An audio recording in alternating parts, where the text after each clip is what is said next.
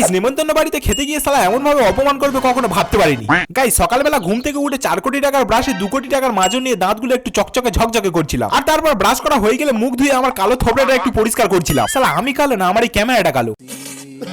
Guys তারপর একটু বেলা হতে 1 লাখ টাকার একটা মেশিন ভাড়া করে নিয়ে বাবা আর আমি মাঠে যাচ্ছি জল দিতে। হ্যাঁ, আর জলটা দেওয়া হবে এই তোলাখুটিতে। তারপর ভাড়া করা মেশিনটা জায়গা মতো বসিয়ে একটা লোককে 2 লাখ টাকা দিয়ে ভাড়া করে এনেছিলাম মেশিনটা চালানোর জন্য। শালা এত টাকা দিয়ে লোক মেশিন ভাড়া করলে তো হাফ দিনে ভিখারি হয়ে যাবো।